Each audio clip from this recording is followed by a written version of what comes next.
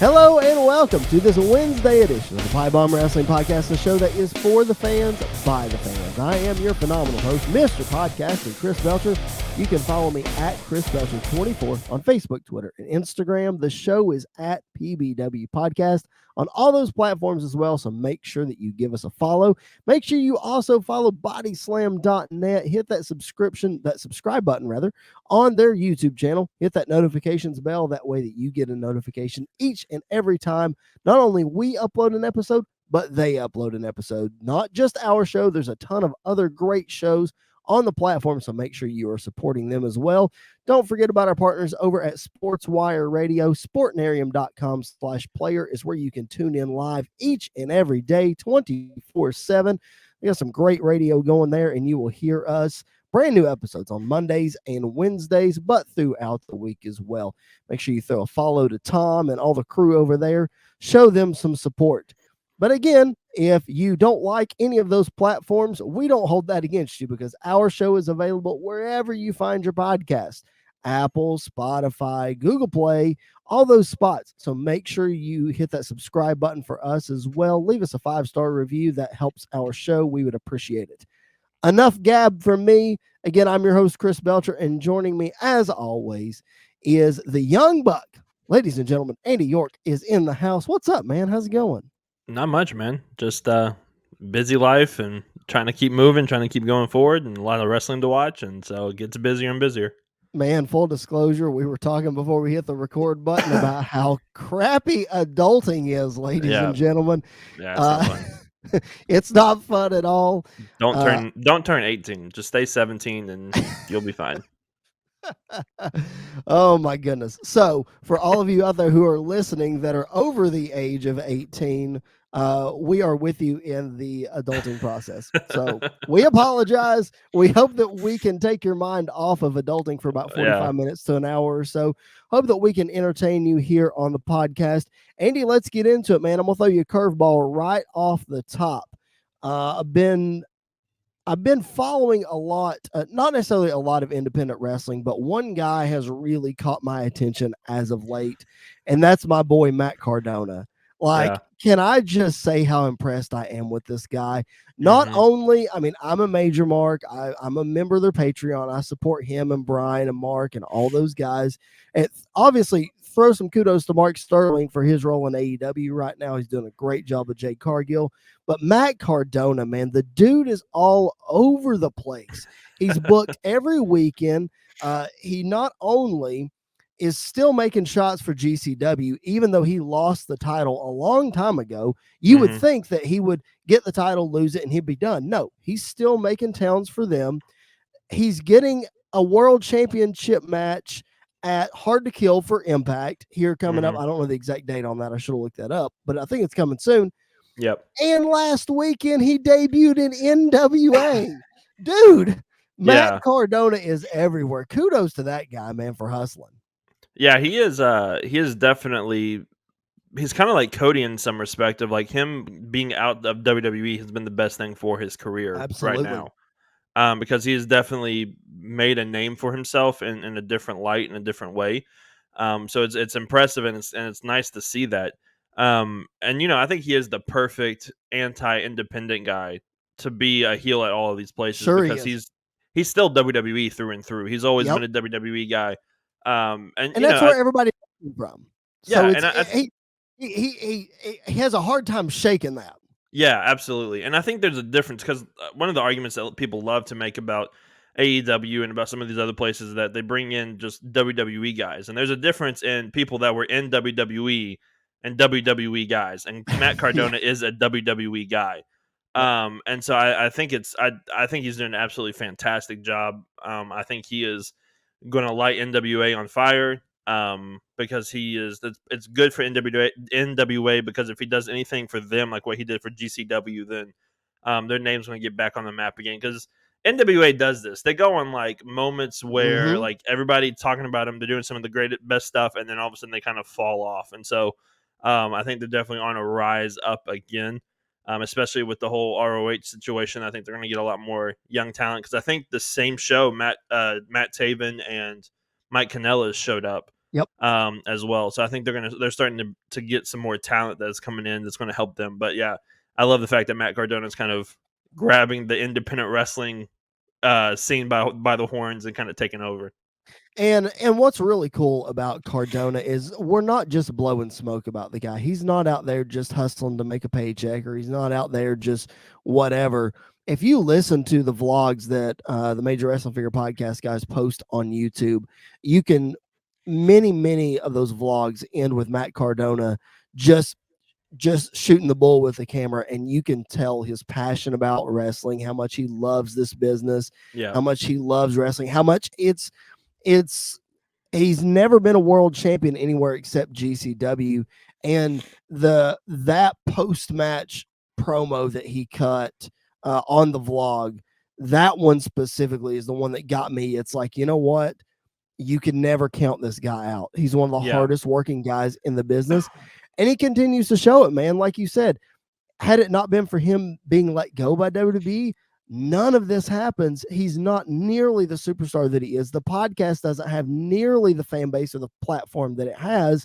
right. And here we are. Like, he is, man, he's an independent superstar now. He really Yeah, is.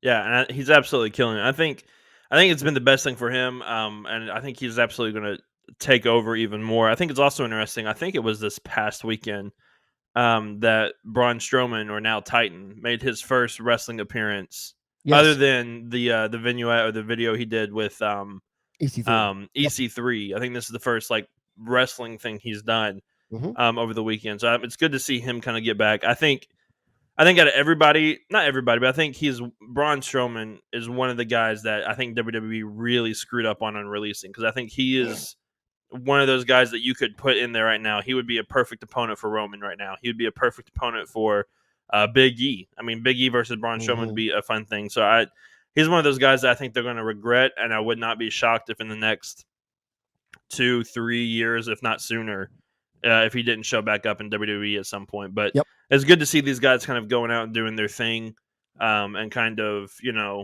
taking a bad situation with being released and turning it into their benefit, to where now they're a bigger star than they probably ever would have been inside of Yep. WWE.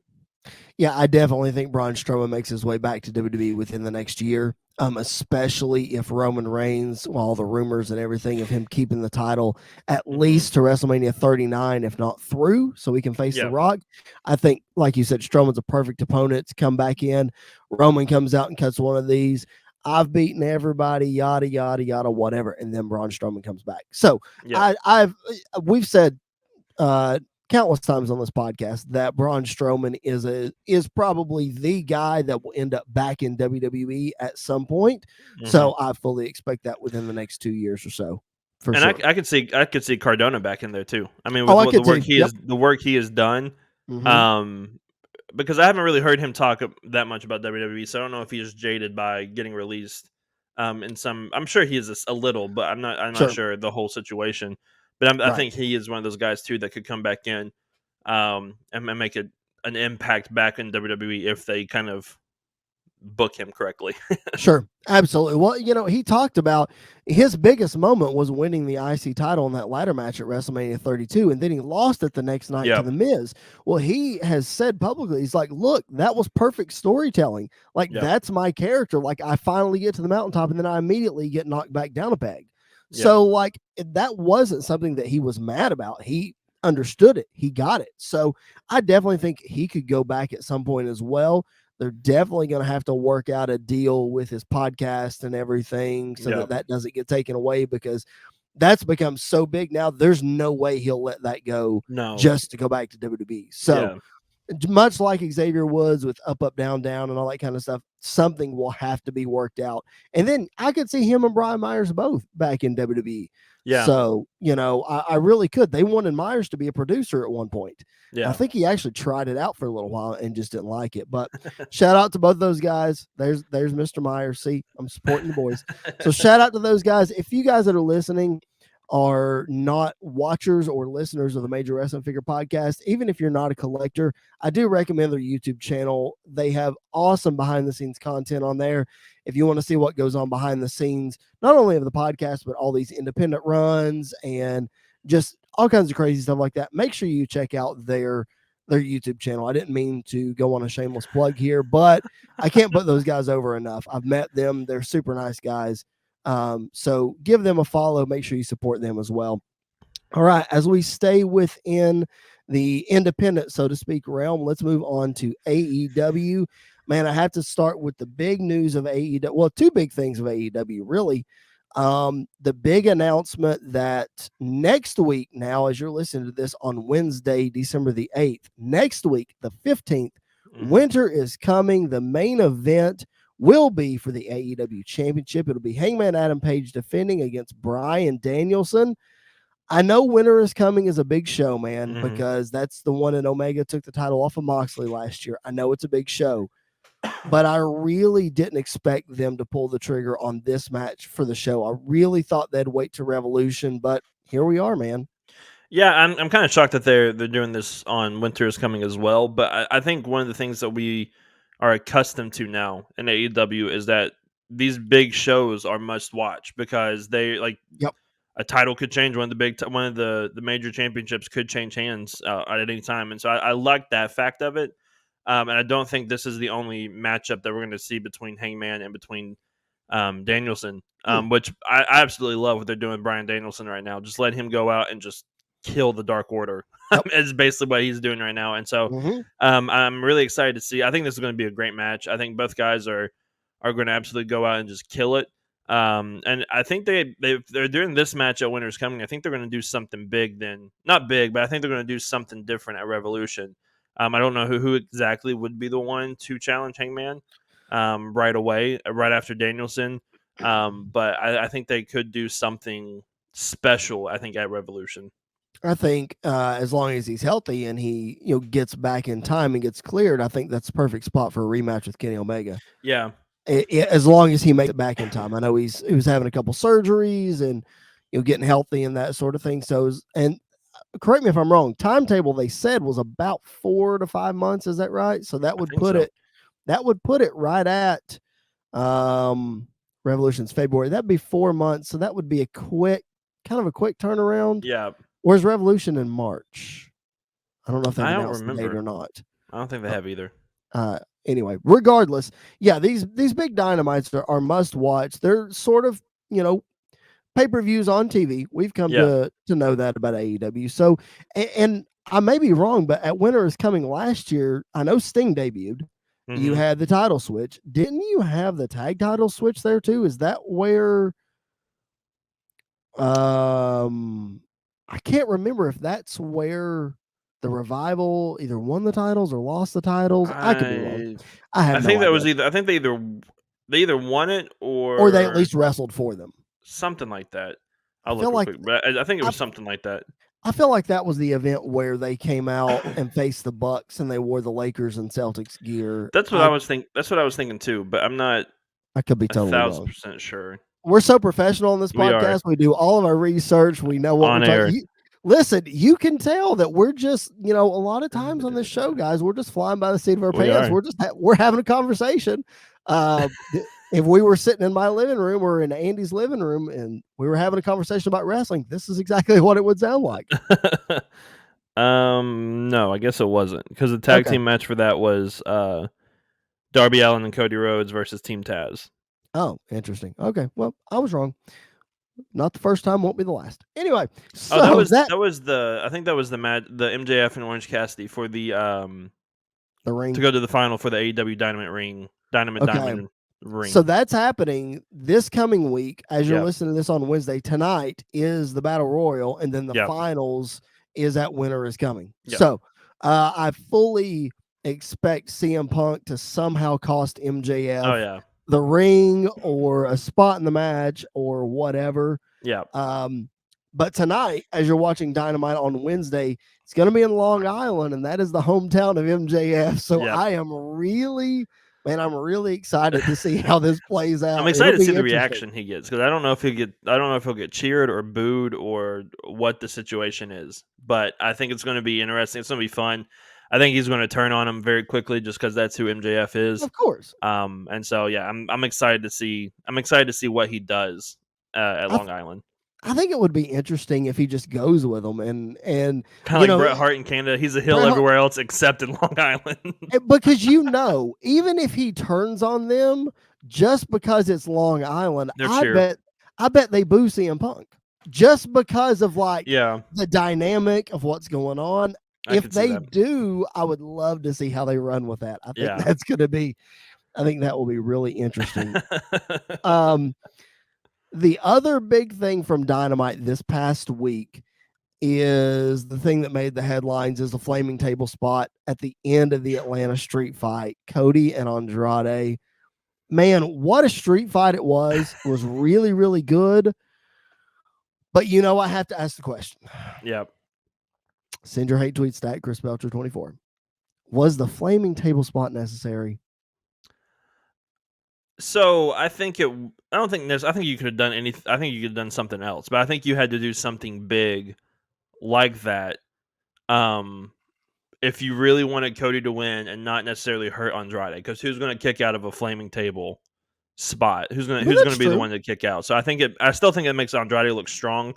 Even though Cody went through like 90% of the table and Andrade didn't, because if he did, he would have gone face first into the fire, and that's nobody wants to see that. We saw Um, Edge do it at WrestleMania Yeah, but 22. he And was able to control it more than Andrade trusting Cody to well, that's to true. put him through that. That's true too. But I a flaming table on TV is not what I was expecting on my AEW bingo card, and I popped for it. Not gonna lie, I love that hardcore element of. I like that hardcore element of pro wrestling, but especially in AEW because we don't get that very often in WWE. I think they teased Right. it one time.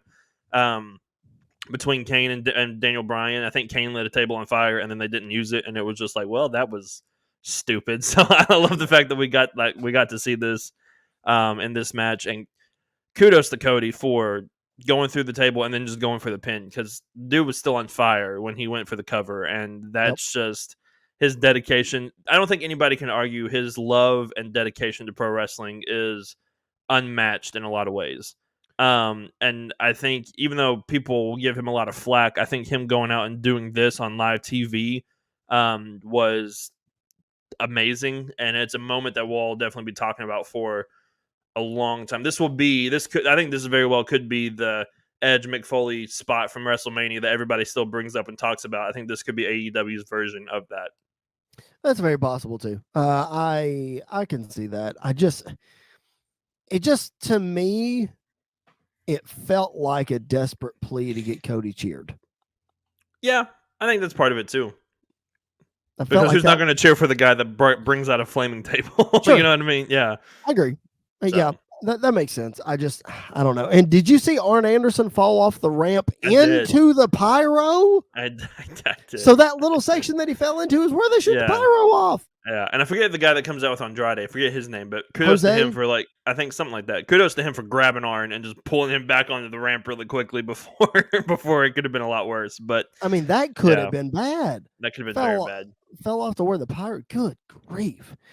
Um, One other thing I want to bring up from Dynamite is something that I harped on a long time ago when we were talking about Adam Cole's contract, and I'm going to harp on it again. Again, I'm going to flash it up on the screen. Send your hate tweets to @ChrisBelcher24 because I will welcome them with open arms. The reaction that Adam Cole got on Dynamite when that music hit. Yep. Oh my gosh. Yep. For them, to me, to be wasting him away fighting on Rampage and not Dynamite, that's what I feel that they're trying to push those Rampage ratings. I mean, Tony Khan said it about CM Punk when they asked, why is he not wrestled on Dynamite? Well, they're trying to boost the ratings on Rampage.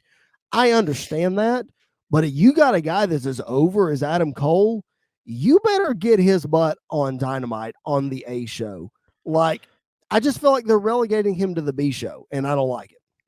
Yeah, I can kind of see that. I can see definitely see where you're coming from. I think Rampage is to me Rampage is one of the most fun shows to watch because it's just an hour of wrestling and there's not a whole lot of other stuff that is going on. And so I think this is where you could put a guy like Adam Cole versus Jungle Boy or Adam Cole versus Orange Cassidy or whatever, and just let them kind of wrestle for 30 minutes unstopped. And I think it benefits both guys. I think they're.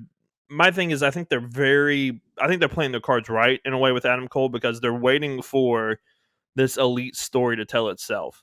Mhm. And you can't really do that without Kenny Omega right now, and you can't really do that until after Kenny challenges again for the AEW Championship. And so I think once we get to that point, I think we're going to see something special between Adam Cole and Kenny Omega. And then I think you're seeing Adam Cole rise to the top of the ranks in AEW. There's a lot of guys.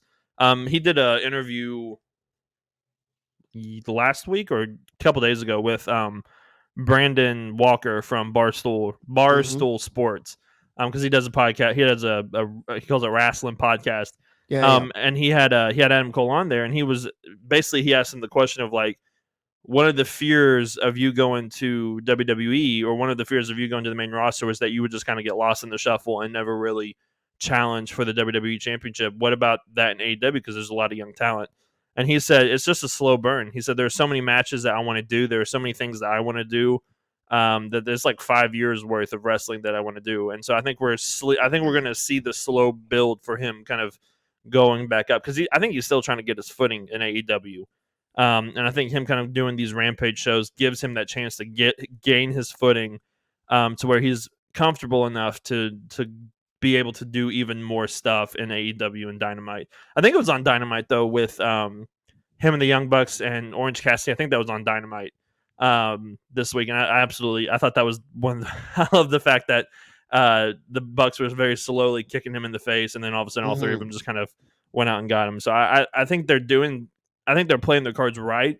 I just think it's kind of a slow build to that point. It's too slow in my opinion. He's so over. Like you Yeah, have to use him. You but I have don't think to. he's gonna. I don't think he's gonna. I don't think he's not ever. I'm trying to think how the word is. I think he's always going to be over. I don't think Sure there's he going is. to be a moment where he's not going to be over. So I think you could play your cards right with, you've only got Bryan Danielson for so long, so you have to kind of, in a way, prioritize him Sure. in some ways. And so I think it is a slow burn. I think it is very slow, but I think the payoff at the end is going to be worth the wait. Kind of like it is with Hangman Page. See, see that's where we differ because I think they waited too long for Hangman. Yes, he's over. Yes, the people love him. Yada yada yada. But like, I don't know. I just and I know Cole's going to be there for a long time, and I know there's matchups that he wants to do, and I agree that he's probably still trying to find his footing. And I understand the slow burn of the Elite storyline that you can't Hmm. tell without Kenny. I get that. But that reaction literally blew me away. I Yeah, just feel like that they're wasting that. That I mean, even if you just have him come out and wrestle a 5-10 minute match, at least he's going to be on the show, you yeah. know. Yeah, So but I think I, part of the pop is that we don't see him very often. we don't see I him very I often, get that. or when we do I see get we that. see him. I think we see him week to week, but we don't see him in that capacity very often. And so when he comes out, when his music hits, you get that big pop because, oh my gosh, it's Adam Cole. Like, Right. we came here. Part of the reason we came here is to see Adam Cole. So I think that part of that is playing into it as well. Sure. It's not necessarily an oversaturation with, like, kind of like what they've done with Sting, of like, Mhm. when Sting's music first hit a couple times, it was a big reaction. Now it's like, oh yeah, it's Sting, but we're used to seeing Sting. So Right. I think that kind of plays into it. That makes sense. All right. I can get behind you on that. I don't like it. I just don't.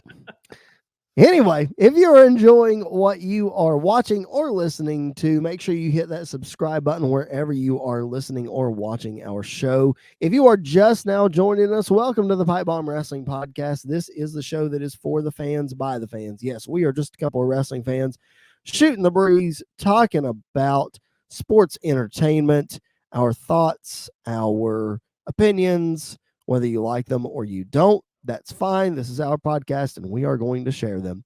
I am your phenomenal host, Mr. Podcasting, Chris Belcher. With me, as always, is the young buck, the indie darling, Mr. Andy York. And we have just talked all things Matt Cardona for a long time, and then AEW. But let's talk about NXT. We haven't spent a lot of time talking about NXT lately here on the podcast, but War Games Takeover Special was this past Sunday night. I know I only got to watch the men's match. I haven't had a lot of time to catch up on the rest of it. I thought the men's War Games match was really good. I especially wanted to tune in if it was the last time that we see Johnny Gargano in an NXT ring, which I don't think it is, man. Maybe that's an unpopular opinion, but I think he's actually staying. Just seems like all signs point to him leaving. So maybe he'll turn it on a dime and he'll still stick around. What's your gut instinct on that?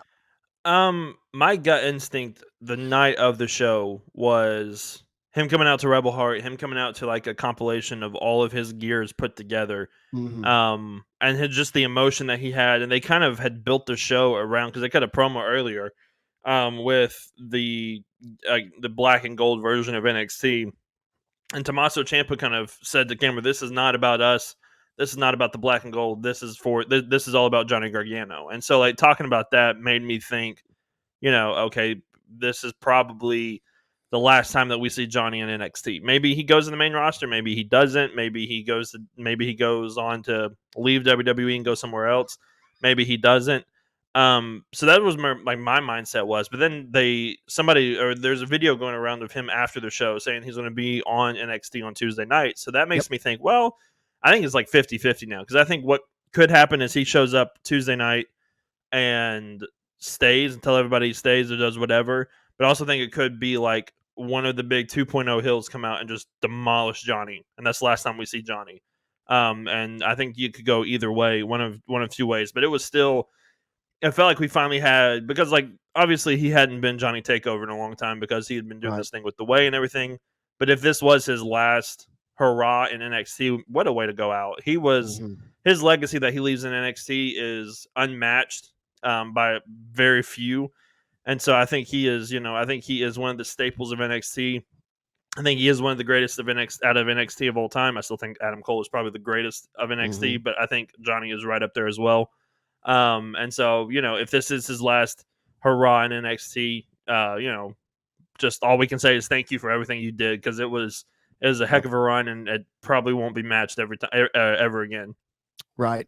And the sad part about it is he was only NXT champion for 2-3 months tops. His whole run. That was And it. he won it twice. He won it once. He won I it thought he at won it NXT. twice. Nope. Won it at NXT Takeover New York over Adam Cole. Dropped it That's a couple right. months later, and that was it.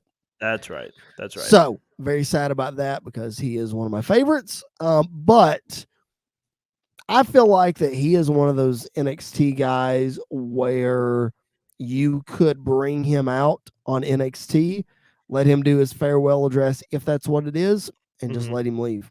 Yeah. Like, a lot of guys that are retiring, or a lot of guys that are leaving, sometimes they do get that. And mostly it's for retiring. But because Shawn got it, Edge got it, Flair got it, Taker got it, all the greats got it. But Johnny is one of the greatest of NXT of all time, like you just said. So maybe he does get to come out, say his piece, and then leave. Maybe not, because he might be leaving for another company. Right. But I don't know. I would like to see him on the main roster, but we see how that goes sometimes. So yeah, I think it would be, because it would be crazy. I don't know if they would. I don't know the whole contract situation, because I don't know. I don't think he has a no compete clause, because I think he kind of has ran his contract through. Yep. So I don't think he has a no compete clause. So it would be crazy if he shows up on Tuesday, kind of does his thing, and then the following Wednesday at Winter is Coming, defeats Sammy Guevara for the TNT Championship, because that would be first off, that match would be killer. That'd and then wild. Second of all, just him being in AEW.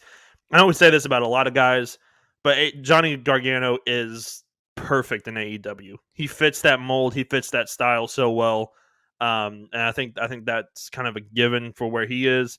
Honestly, I think it's more likely that Kyle O'Reilly sticks around in NXT right now more than Johnny Gargano. Even though after his match, Kyle O'Reilly threw up the Undisputed Era and like a Bret Hart WCW kind of way. I thought that was kind of funny, but I like the little nod to that. Yeah, that was cool. I mean, if he leaves, you may as well. You got the original Undisputed Era back together in AEW. That would make the most sense to me. I don't know. I feel like Johnny is more likely to stick around than Kyle, but who knows? Anyway, it's one of my favorite wrestling figures of all time that I Is have. that the Wolverine That's gear? the Wolverine. Yep. Yeah. There's Johnny in his Wolverine gear. So certainly going to miss him in WWE if this is his last hurrah. He is one of my all-time favorites. So definitely wanted to throw that in. You watched the rest of NXT TakeOver War Games. I did not. What was your assessment of the rest of the show? It was better than I was expecting, honestly, because I don't want to say necessarily that I hate NXT 2.0, but I just don't have as high of aspirations for NXT 2.0 as I did for the Black and Gold. I think it obviously is the death of the Black and Gold brand at War Games. I think that's kind of the feeling that everybody got, especially with how Yep. the main event kind of ended. Yep. I tell you what, though, I'm still a Braun Breaker fan. I think that dude's got it. I think he is a perfect WWE specimen for Vince Mhm. McMahon to kind of just let him go out there and do his thing. Right. I honestly would not be shocked if Braun Breaker won the Rumble this year and challenged Big E for the WWE Championship at WrestleMania. That would not shock me in the slightest. Hmm. Um, I hope it doesn't. I hope that doesn't happen. But that's one of those things that I could definitely see happening. Or I think he at least shows up in the Rumble and makes a Has a big massive impact, kind performance. of like Yep. Keith Lee did, and then they just let Keith Lee kind of fall apart. Anyways, but I'm still not bitter about that. But No. it was a really great show. The tag team championship match between Imperium and between Von Wagner and Kyle O'Reilly was absolutely amazing. Kyle Yep. O'Reilly is great in the ring kind of by himself, but in a tag team, he's just on a different level. Yep. I agree. And so this match was absolutely amazing. The women's War Games match was fine. It was what it was. Exactly kind of as expecting when you've got a lot of young green talent in a match like that. It was still fun. It was still fine. Cora Jade did a really good job. I think she is part of the future of the women's division in NXT. But she did really great. The cruiserweight match was good with Roddy and Gacy, I Joe think his Gacy. name is Yep. Joe Joe Gacy. Gacy. Yep. Yep. It was a good match, but overall, I was pretty impressed with War Games. It was a fun show, and I don't think nothing really put me down. Right. It's not like the takeovers that we're used to, obviously, but it was for what it was. It was really good. And this is the first takeover event under the 2.0 brand. Is that right? That's what I Yeah, thought. Yep. yeah, That's what I thought. Okay. So I will definitely go back and check out some of that. It's pretty interesting. But the death of the Black and Gold brand is just very I don't know. sad. It's very, very sombering to me. Yep. Very, very sad. Let's move on to something that's not so sad. Friday Night Smackdown from last week. Brock Lesnar. My favorite. Brock's one of my Dude. favorites right now. I love it. Without a manager and Brock just being Brock, it's so fun. It's so It's so that fun. the segment with him and Sami Zayn to open the show was just hilarious. Sammy is one of those guys. Sammy's funny by himself. Like Sammy is good He is. at That's getting true. that reaction, and he's also really good at being scared all the time. And who's not going to be scared of Brock Lesnar? So I love that, especially when he put his arm around him and said, "I can see it now, kid. Sam, is your name Sammy, right?" And he's like, "Yes, my name is Sammy." And it was so funny. It's Brock is it's a different version of Brock, and it's relatable in a weird way, and it's more Mhm. fun. And so yeah, I love everything that they're doing with him right now.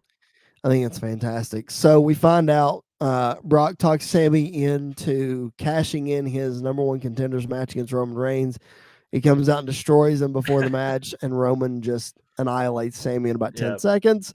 yeah, So now we know that it's Roman versus Brock at day one. So I think last week or 2 weeks ago when we said, oh, the WWE Championship's the match we're going to look forward to no matter who Roman's facing. Well, now we got Roman and Brock again. So maybe I will eat my words and retract that statement.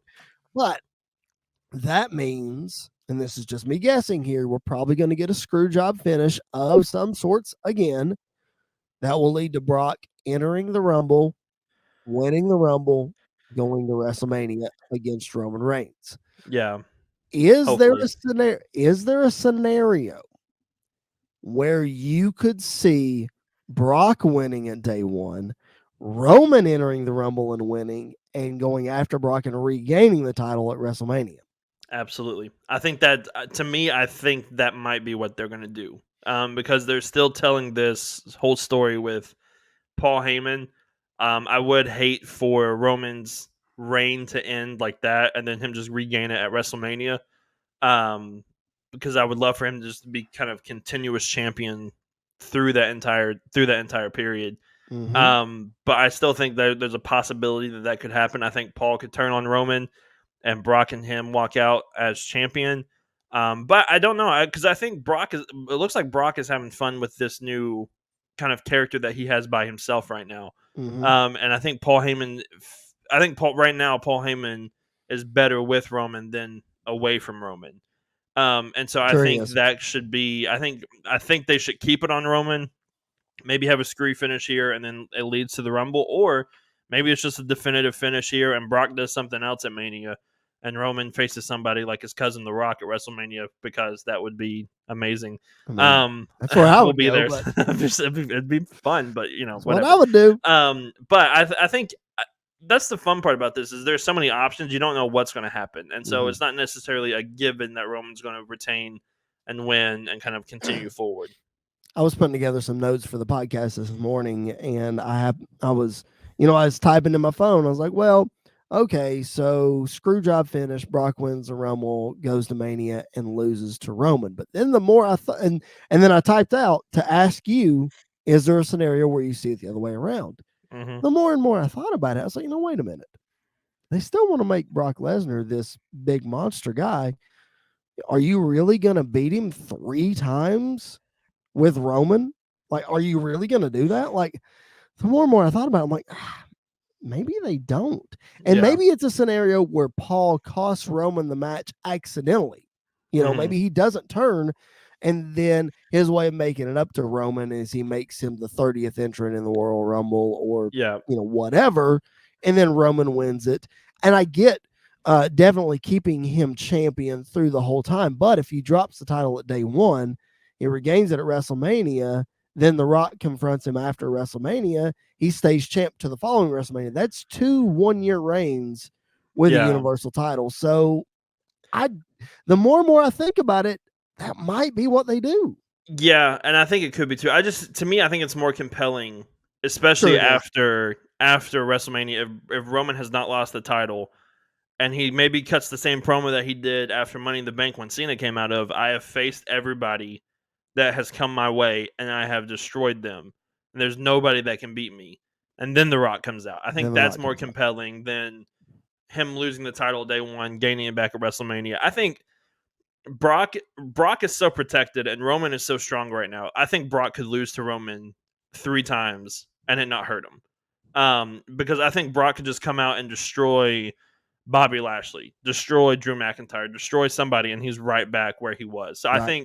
I think you could keep the title off of Brock, and let him kind of let Brock have a run with the IC belt. You know how much fun that would be? Brock just Right. kind of holding that thing vacant until somebody like a Drew McIntyre who gets his big moment at Mania in front of a live crowd again. Like maybe let him get that moment or something. But I think, to me, it would be more compelling to keep the belt on Roman and let this story kind of unfold of him just destroying everybody for 2 years, 2.5 years, and then The Rock come in and try to take that title off of him, and maybe Roman beats him and Roman continues to kill everybody for another 4 or 5 Right. years and keeps going. But There's definitely, like you said earlier, there's definitely a lot of ways that you can go. That's what makes this really exciting.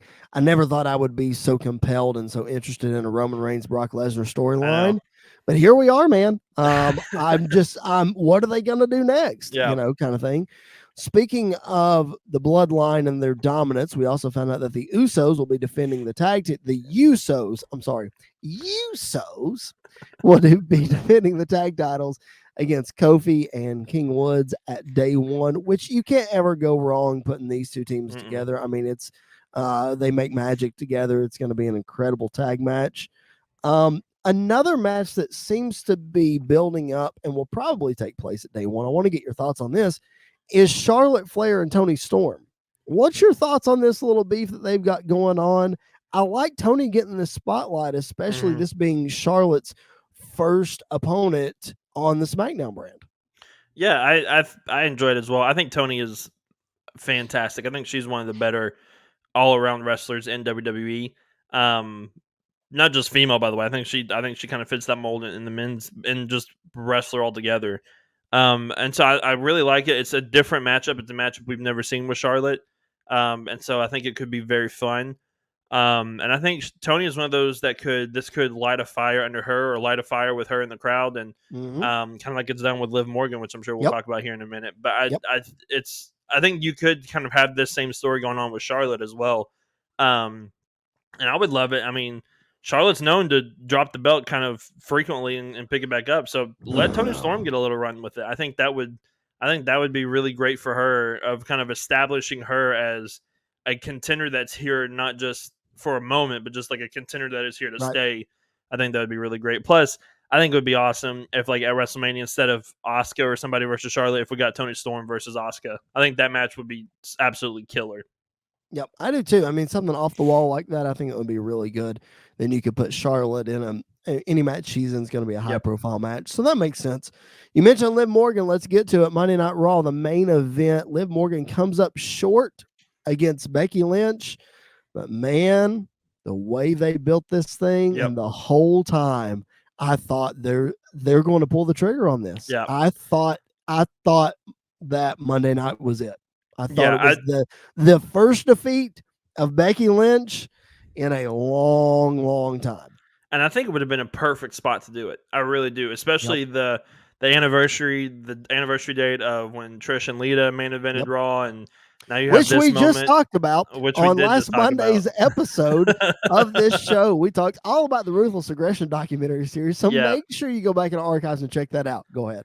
Yeah, and so I thought this would be like a perfect opportunity, and there were a couple of those roll ups at the end where I was like, she got her, like Liv has got this, and I think you could do that, let Liv win the title, maybe keep it for a little while, then let Becky win it back at day one or something, or just let Liv keep it. I think that would be great as well. I think we're on this Daniel Bryan run though right now with Liv Morgan, where I think I could Yeah. see Liv winning the Rumble, her and Becky going back at it again at WrestleMania, and Liv Morgan winning the title. I know the plan probably right now is Becky versus Bianca at Mania.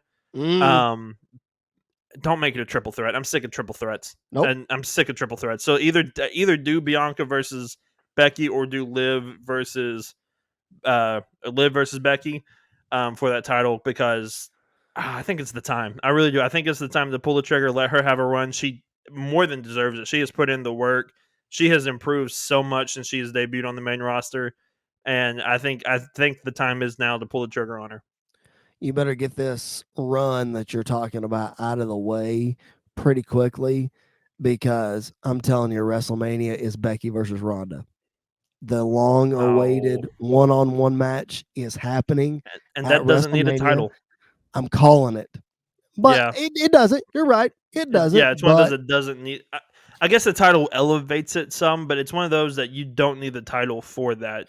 but it's Um, it's one of those that Becky comes out and she says, "I've beaten everybody. I'm the champ." Yada yada yada. Here comes Ronda. but they better So be prepared to make Becky the face, because there's no way Ronda's getting cheered. I really don't think Ronda's getting cheered if she comes back, especially I if don't she think takes so that either. spot from Liv Morgan or from Bianca. I don't think there's a chance Ronda gets cheered. I really don't. Fasten your seatbelt, brother, because it's going to happen. Main event of night one of WrestleMania will be Becky Lynch versus Ronda Rousey. You better believe it. Put it on your calendar right now. I I'm could see calling it. it. Elsewhere on Monday Night Raw, we were talking about day one matches. Edge and Miz is official for day one. I could not be more excited about this match as we talked about last week. Two of Mhm. my favorites, just some incredible going back and forth between these guys. We saw a cage match to kick off Monday Night Raw. Big E and Kevin Owens, with of course Seth Rollins getting involved. Um, what were your thoughts on the whole situation? I thought the cage match was fine. It wasn't a banger to me, but it was Mhm. fine. I enjoyed the fact that Kevin Owens broke out the walls of Jericho for this. Yeah, that was great. He is teasing the "I'm leaving or am I staying" situation very nicely. Yes, he is. And so I enjoyed that aspect. I thought the match was really good. I really enjoyed it. I don't think you can have a bad match necessarily with Kevin Owens and Big E in the ring together. But I really enjoyed it. I'm more intrigued. I think this might become a fatal 4-way. I really do, with Bobby I Lashley coming know. out and Yep, attacking I know. everybody. I think this, and I think this could be a fatal 4-way, and I think this could be a way to get the title off of Big E before Mania. And I hope that's not the case, but I could see Mm-hmm. Bobby Lashley pinning Kevin Owens, or Seth Rollins pinning Kevin Owens, or something like that. I hope that's not the case. I kind of hope maybe they put all 4 guys together and Big E still gets the win. Kind of like he ekes out a win, and or he gets a surprise win and then kind of leaves and does his own thing. I would enjoy that, but I think this is a way that they're going to try to get the title off of Big E. And Yep. I think it's too soon. I really do. I really think it's too soon to take the title off of him, but we'll see where it goes. Excuse me. Well, I mean, you could get the run of him going back to WrestleMania and winning it, like you talked about last week, and what have you. So that makes sense. Yeah, I completely agree with you that there's a really good chance Bob gets added to this match, or he at least comes out and disrupts the match. Yeah. And something like that. One observation that I made from Raw this week, and it actually happened. I was watching Raw live, and I was talking to Jared on the phone. We were BSing about wrestling, whatever. And the AJ Styles Omos versus Street Profits match was on, which was a really good match, by the way. I very much enjoyed it. Very much enjoyed the dissension at the end of the match between AJ and Omos. That was quite funny. Did not enjoy Matt Riddle and his stupid blazer and all. It was amazing. It was stupid. You're irrational hate for Matt Riddle. We have to figure out a way to fix that. He is funny sometimes. Maybe you have to catch me in the right mood to think he's funny. I don't know. The thing is, him and Randy together are so perfect, and it's so funny, and everything that they do. Oh yeah, because it's going to be so sad when Randy turns on him. It really is. It's going to break my heart when Randy finally turns on him. But the build up to it now is just amazing. It's so much fun. They are the ultimate yin and yang. I totally agree with that. They're definitely a match made in heaven or wherever else. Anyway, but the point I was going to make about AJ Styles and Omos is we have talked a lot on this podcast about how we both love AJ Styles. He is probably one of the best in-ring performers of this generation, if not all time. There's nobody that can argue that statement. But you've saddled him in the tag team division for, the better part of it's been 2 years. Been almost 2 2 years, probably. Yeah. Because they were a tag team before WrestleMania last year. So it's been, or this year rather. Sorry, yes, so a year. Sorry. So you've saddled him in that, which I get. Maybe you want to save him a little bit. You can't be at the top of the card all the time. But the revelation that I had, sorry, long-winded to get to this. The revelation that I had in watching this is it almost doesn't do a whole lot in these matches. So these are really glorified handicap matches that AJ has been wrestling. Why I haven't seen that before is beyond me, but it just goes to show you how good AJ Styles is he's been having handicap matches for about a year now. And has done really well with them. Yeah, I think AJ, this run has not been what we want from AJ Styles in WWE in a lot of ways. Right. But it still kind of goes, like you said, it still kind of goes to show that he is still at the top of the game. Like, he still is one of the best in the world right now. I think he is one of the greatest of all time. I think he's top 3 greatest of all time in-ring performers. And so I think that kind of is being shown right now. And so I'm enjoying the story they're telling now. This isn't where I want him to be, but I'm enjoying the story they're telling now, which I'm sure will end with Omos versus AJ at WrestleMania this year. Please no. Do not waste AJ's WrestleMania match on Omos. Please I think we're getting 2 tag team breakups. I could see 3 tag team breakups heading into WrestleMania, because I think Omos and AJ are breaking up. I think RK Bro is breaking up, and I think Ray and Dominic are breaking up. Oh yeah. And so I could see all 3 of those matches kind of taking place at WrestleMania. Because that's a big rub for Omos to get the win at WrestleMania over AJ Styles, and I definitely could see that taking place. And then you could see AJ going right after. I think AJ could lose that match and go right after the WWE champion, and I think that would be fine. Kind of the same thing with Randy Orton as well.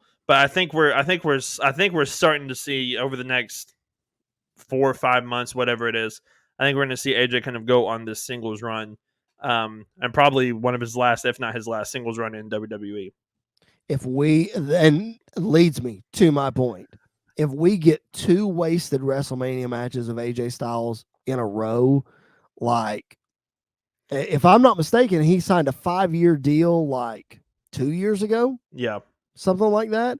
So we're getting down to the last 2 to 3 manias for AJ. And if we don't get Edge like now, I don't know that we're going to get it, man. I think we get it. I think we could get it at SummerSlam. I really do. No, I think we get Edge and AJ Mania. at SummerSlam. Well, it's in Nashville. Edge and That's AJ true. at SummerSlam. It's fine. I guess that's fine. That's Because I could see Finn and Edge at WrestleMania this year.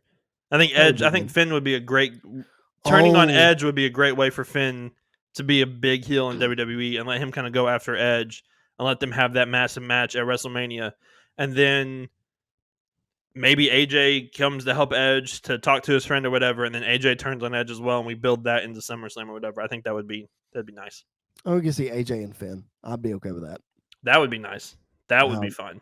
I mean, we've only seen it once.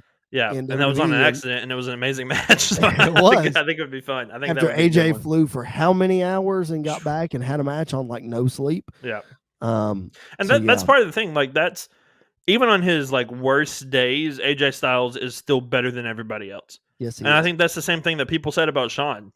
Mm-hmm. Shawn could be put in there with anybody and have match of the night. I think Adam Cole even said it on that wrestling podcast. He said the highest compliment Shawn ever got was he could go in there with anybody, and as soon as you saw you're fighting or wrestling Shawn Michaels, everybody went, "Well, you're having match of the night." And I think that's the same thing with AJ Styles. I really do. Sure it is. Absolutely. Whether it's 1-on-1 or 1-on-2 like we've seen, and I think the same thing could be said about Seth Rollins as well. But I think there's an argument to be made, especially right now, for Seth Rollins for sure. I think Rollins needs. I'm not going to say he needs the right dancing partner, but I think he's a notch below those guys. Not saying he can't get there, but he's definitely in that conversation for sure. I think all of Seth's bad matches, kind of on a rabbit hole real quick, I think all of Seth's bad matches have not been the match itself. It's been the booking. And I think that's what's kind of hurt him the most, because everybody thinks of the Fiend match, and that was not Seth Rollins' fault at all. Like, if you listen to the Stone Cold, if you listen to the Broken Skull session, he was just as mad as everybody else, if not more. And so I don't think that's necessarily on him that they had that match. Because he and Bray had it booked one way. Yep. And they showed up to the building, and that basically got ripped up and thrown in the trash. And that's a moment where you see two of the best of the generation right there, two best creative minds of the generation right there, and you say, you know what? If you've got the idea, go for it. Yep. And you just let them do their thing.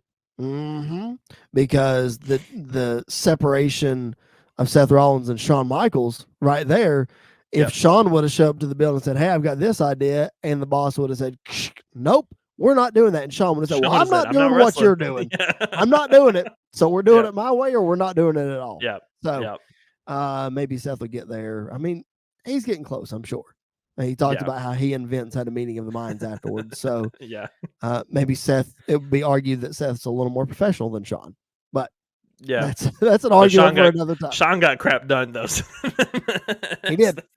That's right. And all his buddies left him, and he was holding the ball, and that was that. So an unfortunate time, which you can hear more about on our Ruthless Aggression podcast that we did this past Monday. So make sure you go back and check that out. Before we sign off, we have to hand out our high spots and turd sandwiches, the highs and the lows from this week in the wrestling business. Andy, I will start with you. What was your high spot of this week? The best thing coming out of the wrestling business? The best thing coming out of the wrestling business this week. That's hard. This is a pretty good week of wrestling. It was really good. You're right.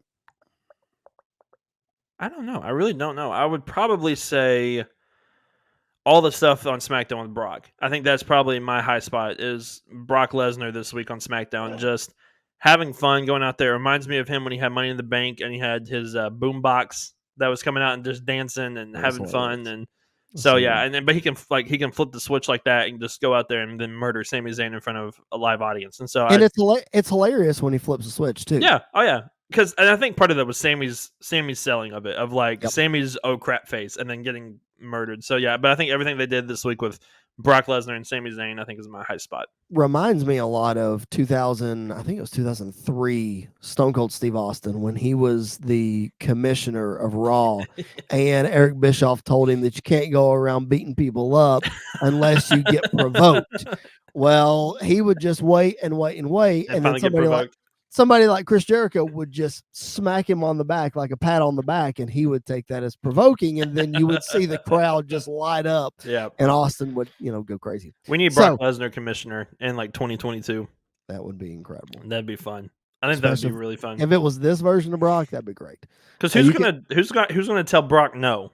Like who's gonna do that other than Roman probably? But my high spot of the week, I'm gonna throw it to my boy Matt Cardona. I know we talked about him earlier, but the stuff that guy is doing, he is red hot in the wrestling business right now. And I know it's outside of AEW and I know it's outside of WWE, but that guy is just operating on a whole other level. If you're missing what Matt Cardona is doing on the independent scene, you're missing some good wrestling. And that's not me being a WWE shill. That is this dude taking the bull by the horns, like you said earlier, and just making it his own.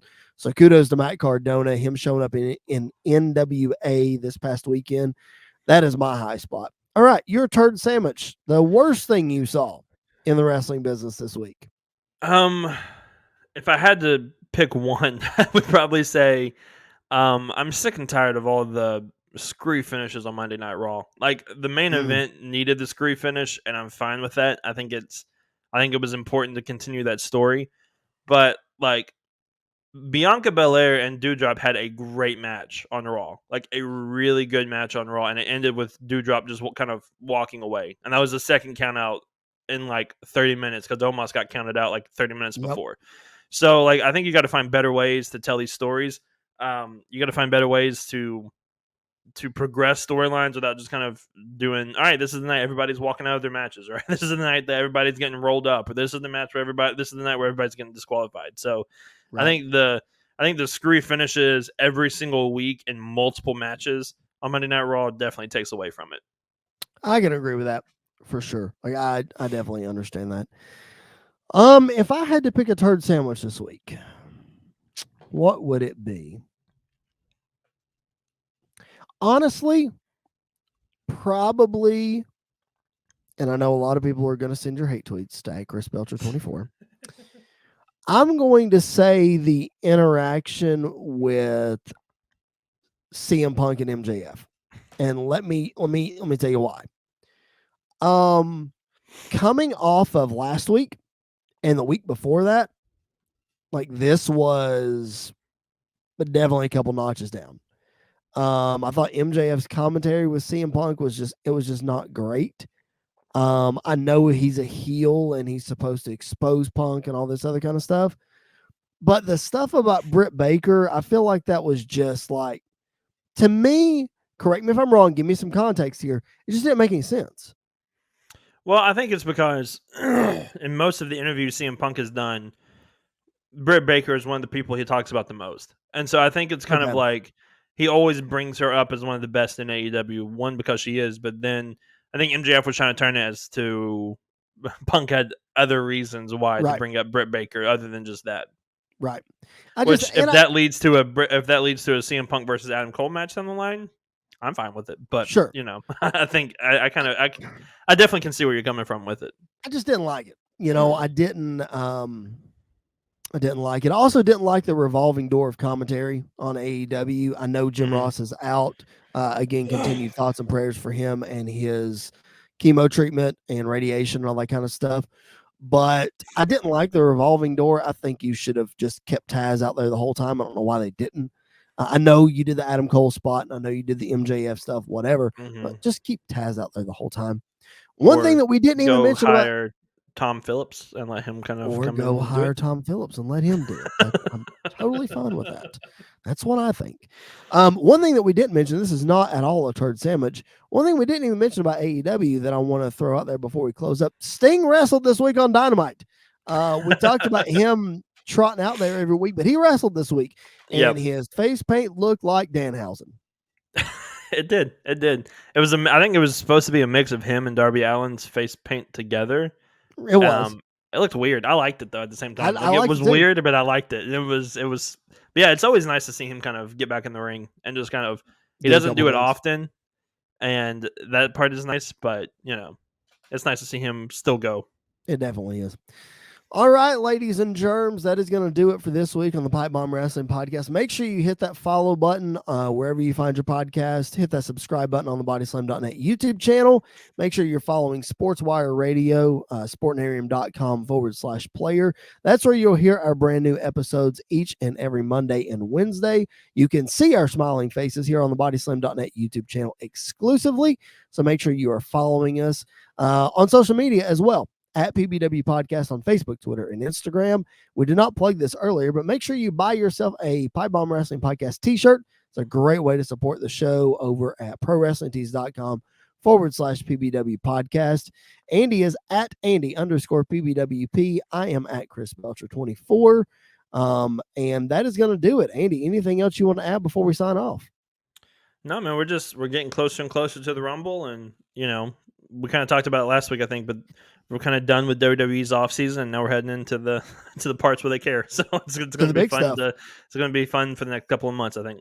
That is for sure. So we're heading into the big stuff for WWE. Winter is coming next week. AEW Dynamite. So they're cranking out some pretty good stuff as well. So we will have all of the coverage for you right here each and every Monday and Wednesday on the Pipe Bomb Wrestling Podcast. Make sure you check out our archives. I know I plugged the Ruthless Aggression Show a couple times, but there's a lot of other great stuff over there. We talked about the Shield last week. We've talked all kinds of stuff about Shawn Michaels, if you're a Shawn Michaels fan. We've talked a lot about WCW stuff, Halloween Havoc, some great interviews and all that kind of stuff available in our archives. So make sure you go back and check all that stuff out. For Andy York, my name is Chris Belcher. Thanks so much for checking out the Pipe Bomb Wrestling Podcast this week. We will catch you guys down the road.